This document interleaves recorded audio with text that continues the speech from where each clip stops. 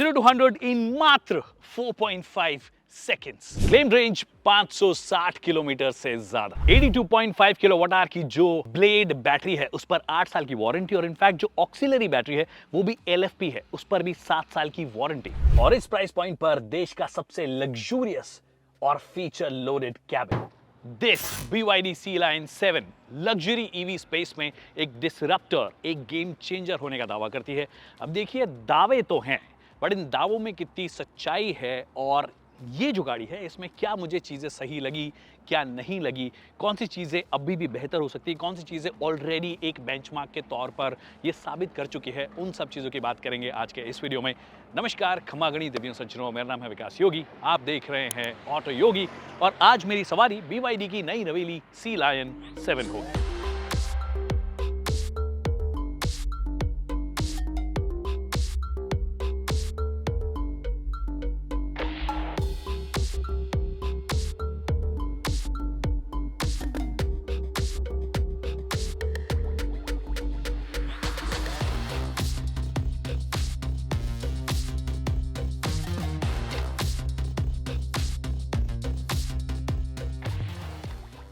और देखिए, looks design के बारे में मैं बात नहीं करूंगा, सब्जेक्टिव चीज़ होती है, तो आप बताइए आपको कैसी लग रही है।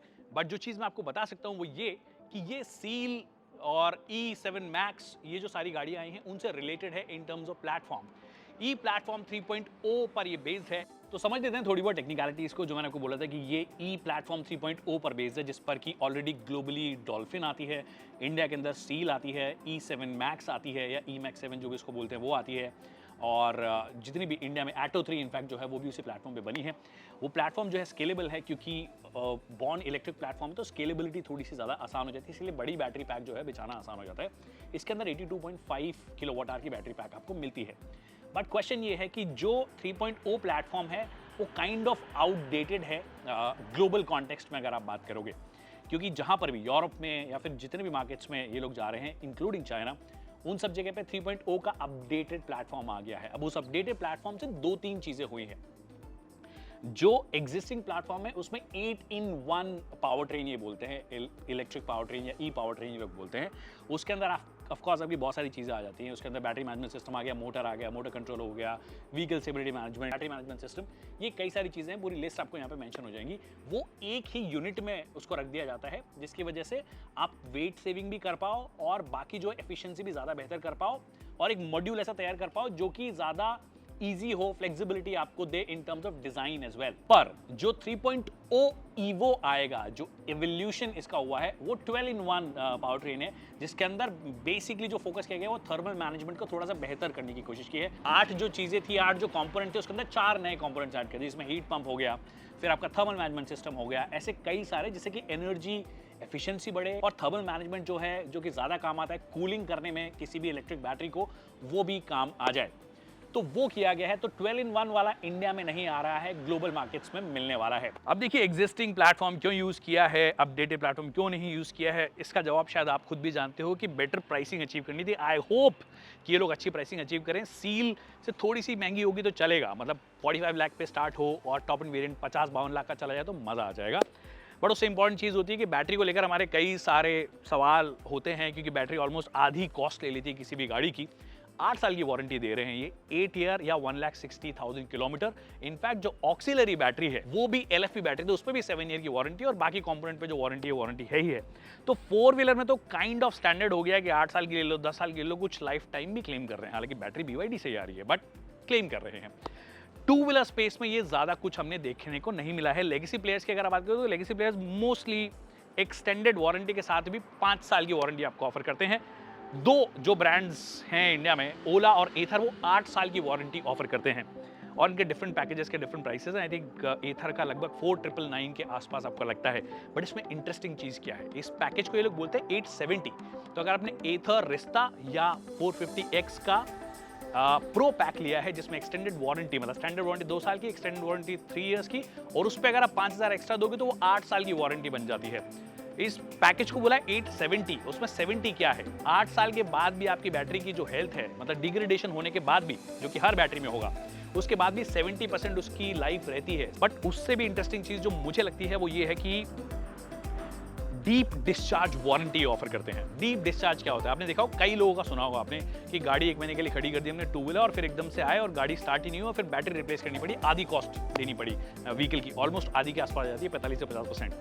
यहाँ पर एथर जो है वो अश्योरेंस दे रहा है कि आपका डीप डिस्चार्ज कभी होगा ही नहीं, और अगर होगा तो भी आप वो वारंटी में कवर हो। बाकी इलेक्ट्रॉनिक्स वगैरह तो कवर है ही है, बट मेनली आपकी जो बैटरी है वो कवर है उसके अंदर। ऑल्सो जो उनकी बैटरी की केसिंग है वो थोड़ी मेटल वाली इस्तेमाल करते हैं, तो थोड़ी शॉक प्रूफ भी ज़्यादा बेटर है, सेफ्टी भी थोड़ी ज़्यादा है। ओला की जहाँ तक मुझे याद है वो लोग प्लास्टिक यूज़ करते हैं केसिंग के लिए, यहाँ पे मेटल यूज़ हो रहा है, तो ये सारे फ़ायदे हैं। तो अब एथर की बात तो हो गई, अब वापस से एक बार BYD C Line 7 पे आते हैं और इसको चलाना शुरू करते हैं। And let's give it a go.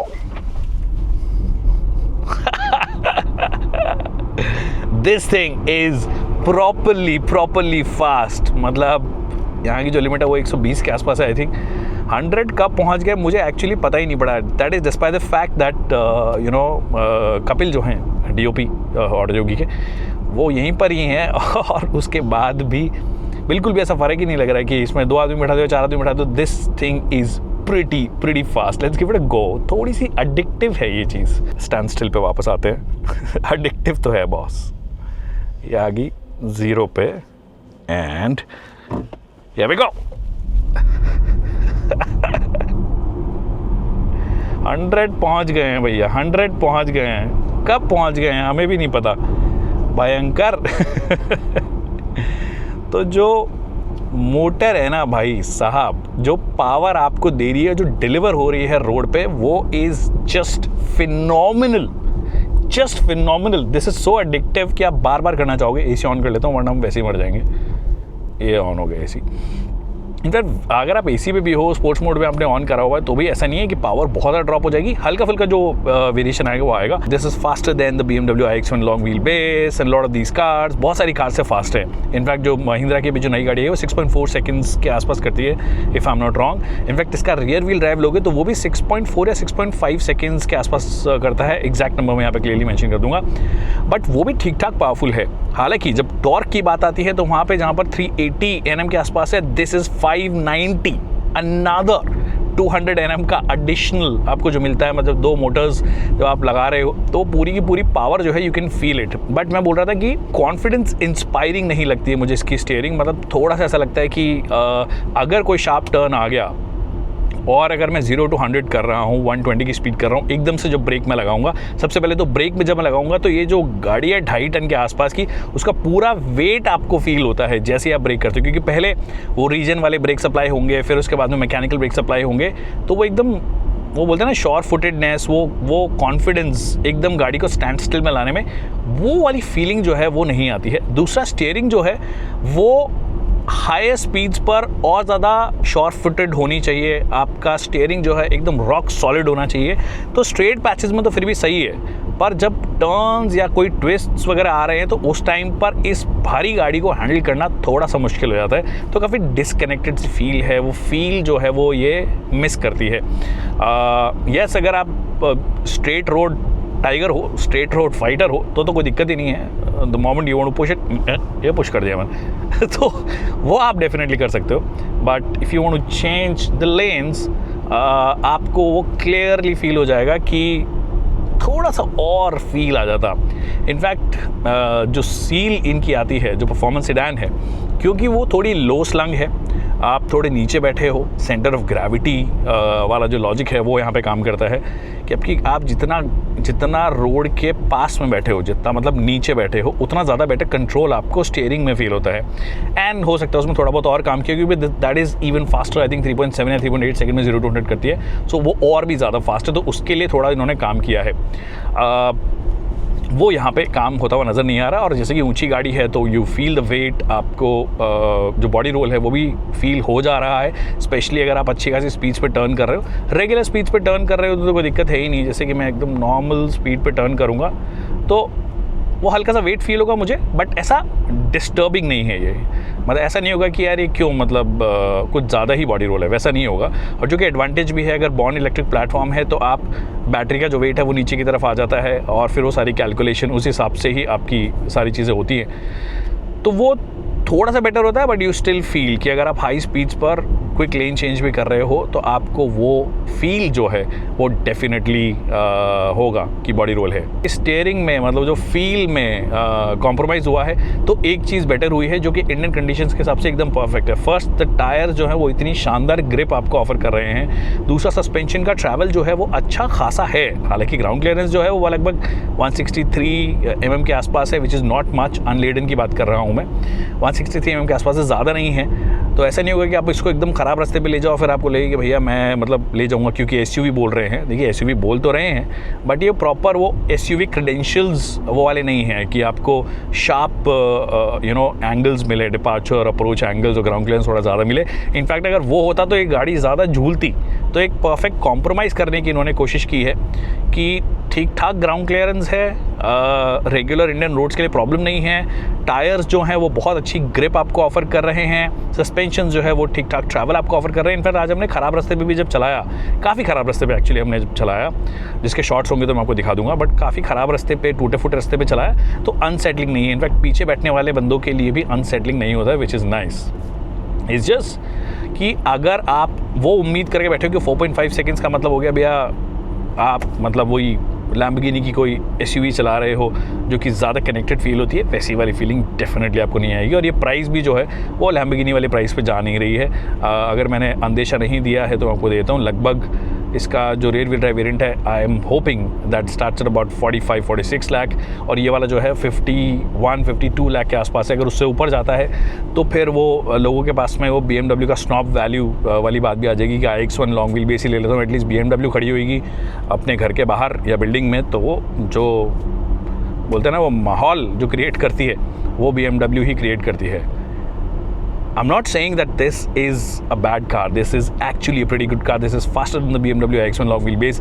In fact, BMW iX1 long wheelbase के अंदर भी स्टीयरिंग फील जो है वो मज़ेदार है ही नहीं, वो भी डिस्कनेक्टेड ही फील होती है। और पावर तो बिल्कुल ही ख़त्म कर दी है उसकी, ऑलमोस्ट 250 Nm के आसपास ही है। This is 590, more than double इसकी पावर है।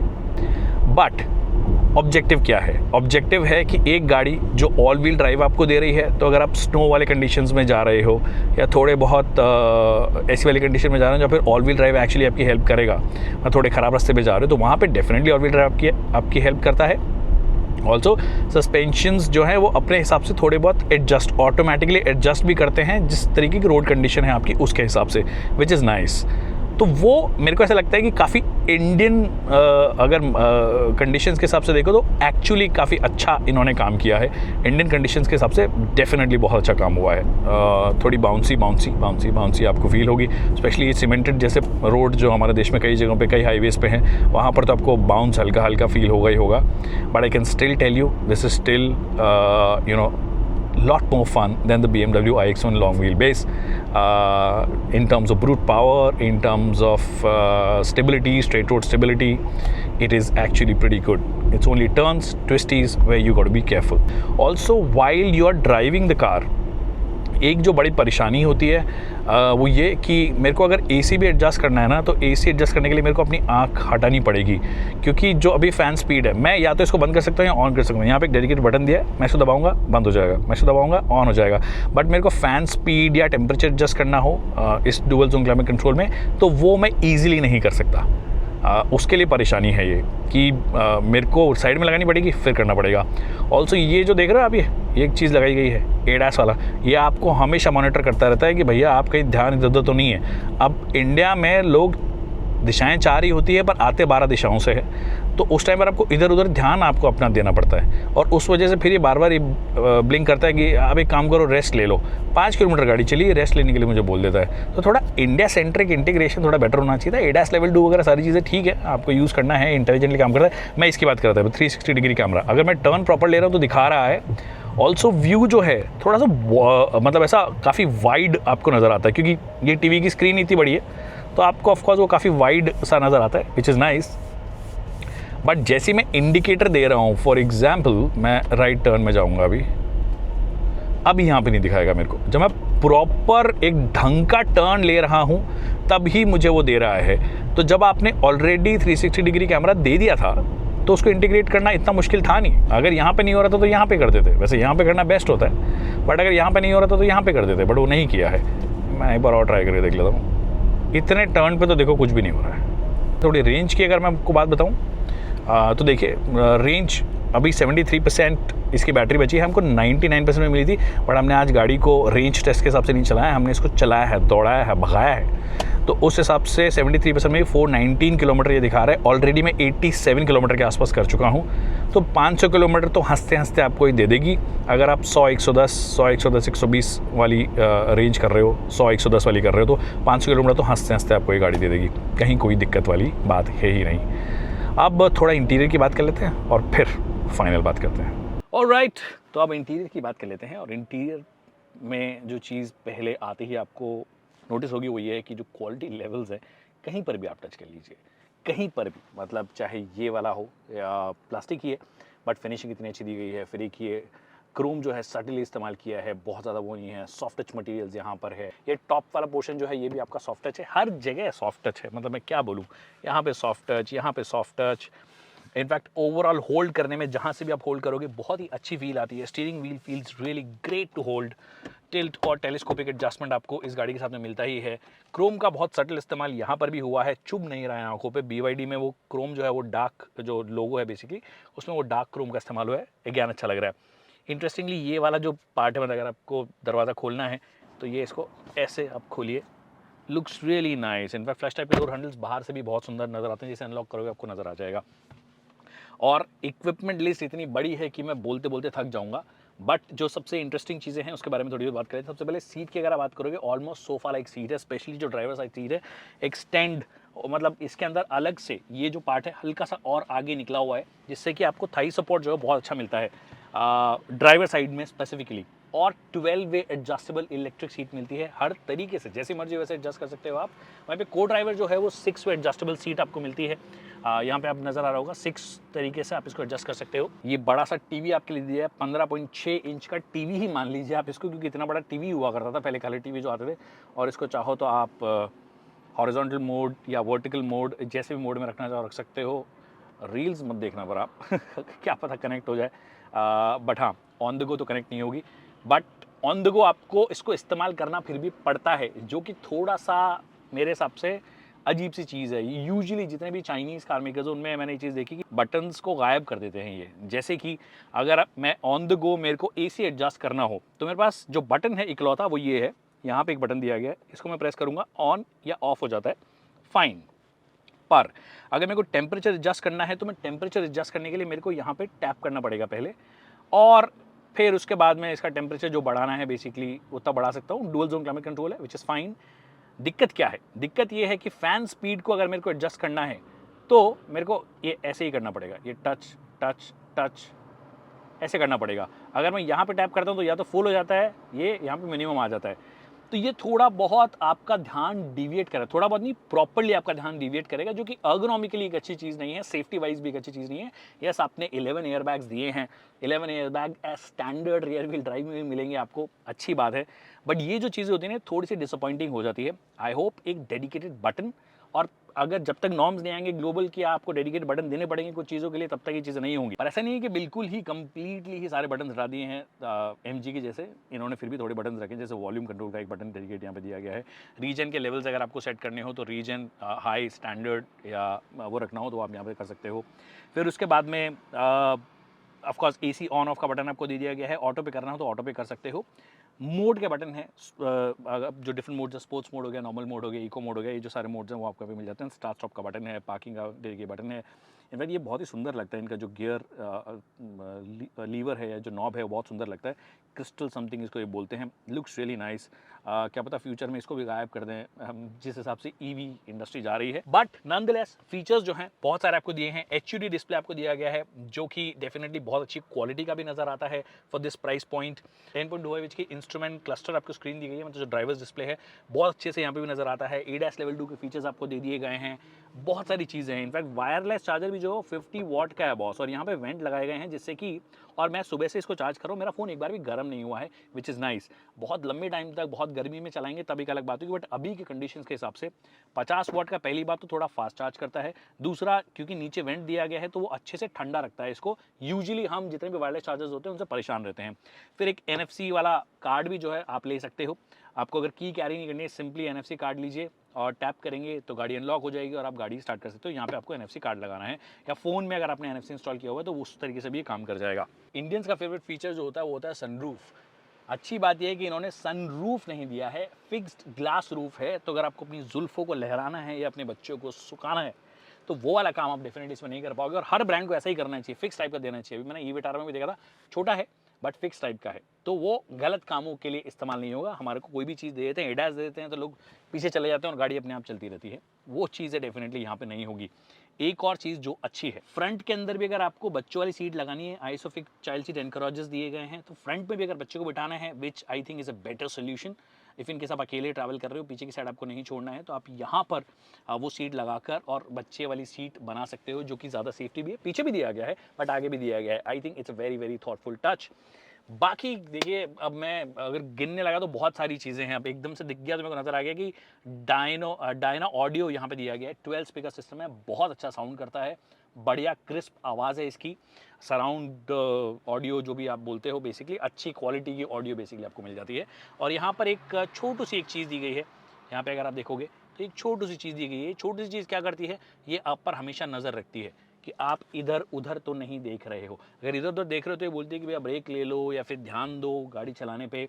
तो बेसिकली एक तरीके से क्लास का मॉनिटर आपको साथ में फ्री में दिया गया है, जो आपको बताएगा कि भैया क्या करना है क्या नहीं करना है, तो ये मॉनिटर करता रहता है आपको। हालांकि इंडिया में क्या है, मैं कई बार ये वाला एग्जाम्पल देता हूँ कि दिशाएं तो 4 ही होती है, चौराहे पे 4 दिशाएं होती है, बट लोग 12 दिशाओं से आते हैं। तो ये वाला ना कभी कभी इरिटेट करता है। कई बार आप टर्न करते हो, इधर उधर देखोगे तो ये बोले भैया ध्यान दे। अबे ध्यान ही दे रहा हूँ मैं, अगर मैं ध्यान नहीं दूंगा तो मैं भिड़ जाऊंगा। यहाँ पे ऐसा होता है। तो एडास को उस हिसाब से थोड़ा बहुत ट्रेन किया जाना चाहिए इंडियन कंडीशंस के हिसाब से। अब पीछे चलते हैं, और ये वाली जो सीट है, बेसिकली ये वाली जो सीट है उसको एकदम पीछे की साइड रखेंगे, और ये वाली सीट को 6 फुट के आदमी के हिसाब से रखते हैं। मतलब मैं 6 फुट का नहीं हूँ, आई एम अबाउट 5'6", बट मैंने पीछे कर लिया। अब देख रहे हो मेरा हाथ ऐसे पहुँच रहा है, मैं और पीछे कर लेता हूँ इसको। ये मैंने इसको पीछे कर लिया, और ये थोड़ा सा कंफर्टेबल सा पोजीशन आई थिंक 6 फुट के आदमी के हिसाब से आ जाएगी। और ये वाली जो सीट है इसको थोड़ा सा सीधा करते हैं। इसको हमने लिटा रखा है शूट करने के लिए, और इसको हमने थोड़ा सा आगे कर दिया, और ये एकदम पीछे वाली पोजीशन पे है। एक्चुअली इस टाइम पर एकदम पीछे वाली पोजीशन पे है। देखिए ये आगे हुआ, और ये सबसे पीछे की साइड पोजीशन हो गया। अब जाके देखते हैं कि क्या 2 6 फुट के बंदे बैक टू बैक, मतलब आगे और पीछे बैठ सकते हैं। Let's check out. अब पीछे आ गया हूँ मैं, और अगर पीछे सेठ जी भी बैठ रहे हैं, आगे ड्राइवर साहब बैठ रहे हैं, और सेठ जी की हाइट 6-6.25 फीट की है, ड्राइवर की हाइट भी 6 फीट के आसपास है, तो भी सेठ जी आराम से बैठ सकते हैं। देख रहे हो आप, कहीं पे पाँव टच हो भी नहीं रहा। मतलब मेरी जैसे हाइट के सेठ जी होंगे तो कोई दिक्कत ही नहीं है, बट 6 फुट के भी अगर आप हो तो भी आप बैठ सकते हो, क्योंकि मेरी हाइट के हिसाब से नी रूम देख रहे हो। और ये सीट एकदम पीछे की साइड है, मैं यहाँ पे आके दिखाता हूँ। उसके बाद भी एक 6 फुट का बंदा बैठ गया, मतलब 6'2", 6'3" का बंदा आगे बैठ जाए और 6'2", 6'3" का बंदा यहाँ बैठ जाए तो कहीं कोई परेशानी नहीं होगी, और काफ़ी रिक्लाइंड है ये seat. And not just that, headroom देख रहे हो, तो अगर आप लिटरली 6'2", 6'3" के बलिष्ठ आदमी भी हो, आगे भी इतना ही बड़ा आदमी बैठा है, पीछे भी इतना ही बड़ा आदमी बैठा है, तो आराम से बैठ सकते हो। हेडरूम बहुत है, काफ़ी ज़्यादा है, तो बहुत ही अच्छे से स्पेस को इस्तेमाल किया है। फिर फ्लैट फ्लोर है, तो इधर से उधर जाना बहुत ही आसान है। हालांकि बच्चा यहाँ पे बैठेगा एकदम परफेक्ट सुखी रहेगा, बड़ा भी बैठ सकता है, कहीं कोई दिक्कत नहीं है, बट 2 अडल्ट्स और एक ठीक ठाक साइज का बच्चा भी यहाँ पे बैठ रहा है तो कहीं कोई दिक्कत नहीं होगी। उसके अलावा ये देखिए सेंटर आर्मरेस्ट, इसकी भी क्वालिटी जो है ना, ये मतलब एकदम मक्खन क्वालिटी है। इसको खोलिए, यहाँ पे 2 कप होल्डर्स आ गए, अच्छे से आपको होल्ड करके रखेगी। ये क्लचेस दिए गए हैं बेसिकली, जो आपके जो ड्रिंक्स हैं उनको अच्छे से होल्ड करके रखेगी। इसको कर दीजिए बंद इफ इनकेस आप नहीं इस्तेमाल कर रहे हो। यहाँ पे अगर आपको कुछ रखना हो तो रख सकते हो, हालांकि जगह ज़्यादा नहीं है, आगे वाले में बहुत सारी जगह है, बट बहुत अच्छी क्वालिटी, दोनों लोग आसानी से इसको इस्तेमाल कर सकते हैं। सारे जो पैसेंजर्स हैं उनके लिए आपको एडजस्टेबल हेडरेस्ट दिया गया। ये छोटा वाला है क्योंकि ऑफकोर्स साइड वालों पर ही ज़्यादा फोकस किया जाता है। यूजुअली आजकल गाड़ियाँ 4 सीटर के हिसाब से बनती है, बट 5वां बंदा भी बैठा है तो उसके लिए एडजस्टेबल हेडरेस्ट यहाँ पे दे दिया गया है। ये पॉकेट्स वगैरह दी गई हैं, यहाँ पे आपको कुछ रखना हो, फ़ोन रखना हो, इफ इनकेस चार्ज करते हुए रख सकते हो। फिर ये मैगजीन होल्डर है, और फ़ोन चार्ज करने के लिए आपके पास में चाहे थोड़ा सा पुराने ज़माने का टाइप ए वाला फ़ोन हो या टाइप सी वाला फ़ोन हो, दोनों के लिए फास्ट चार्जिंग दी गई है। ऑफकोर्स टाइप सी वाला थोड़ा सा और ज़्यादा फास्ट होगा। ताम झाम आपको जो चाहिए, हर एक चीज़ जो आपको चाहिए, जो कंफर्ट चाहिए, जो क्वालिटी चाहिए, वो आपको यहाँ पे दे दी गई है। और ये सनरूफ जो है थोड़ा ओपन अप तो डेफिनेटली करता ही है, थोड़ी एरी फील है। अच्छा सनरूफ नहीं, ग्लास रूफ। पहाड़ों में जा रहे हो, बारिश हो रही है मध्यम मध्यम, या स्नो हो रही है मध्यम मध्यम, आप एंजॉय कर सकते हो। खुलेगा नहीं, अच्छी बात यह है, थोड़ा प्रोटेक्टिव भी है। यूवी ग्लासेस यहाँ पे लगाए गए हैं, यहाँ पे दिए गए हैं, तो थोड़ा मतलब एक तो टेम्परेचर को कंट्रोल करते हैं ये, ऑल्सो थोड़ी प्रिवेसी भी आपको देने की कोशिश करते हैं। तो I think they have done a ट्रेमेंडस job in the interior department. ऐसी कोई चीज़ ही नहीं है जो मैं कि बताऊं, सिर्फ ergonomics को थोड़ा बहुत छोड़ दीजिए और बटन्स की जो कटौती है उसको छोड़ दीजिए। Other than that, I think they've done a pretty good. So can the Sea Lion be the lion of the luxury EV space? I personally think कि पैकेज तो बहुत अच्छा बनाया है इन्होंने। अगर आप रियर व्हील ड्राइव भी जा रहे हो और उसकी प्राइस अगर ये लोग एकदम बढ़िया रखते हैं, क्योंकि जब भी मैं चला रहा हूँ मुझे प्राइस एक्चुअली नहीं पता है, 17 फरवरी को आ जाएगी, हो सकता है उसके आसपास ही वीडियो है तो मैं ऊपर मेंशन कर दूंगा। बट अगर 45 लाख के आसपास अगर ये स्टार्ट हो जाती है इसका रियर व्हील ड्राइव वर्जन, और ऑल व्हील ड्राइव जो है लगभग 50-52 का हो जाता है, तो आई थिंक एकदम शानदार डील हो जाएगी। तो फिर आपके पास में दो ऑप्शन होंगे, या तो आप BMW का snob iX1 long wheel base ले लो थोड़ी कम परफॉर्मेंस के साथ में, या फिर ये fully loaded almost equal in terms of quality, features के मामले में ज़्यादा, परफॉर्मेंस के मामले में थोड़ी ज़्यादा, ये गाड़ी आपके लिए एक शानदार सौदा साबित हो सकती है। आपको क्या लगता है मुझे कमेंट सेक्शन में बताइए। बट परफॉर्मेंस एंथुजियास्ट अगर आप हो, मतलब वो डायनामिक्स चाहिए, उसको अगर आप हटा दो, उसके अलावा it makes a lot of sense. Thank you so much people for watching this video.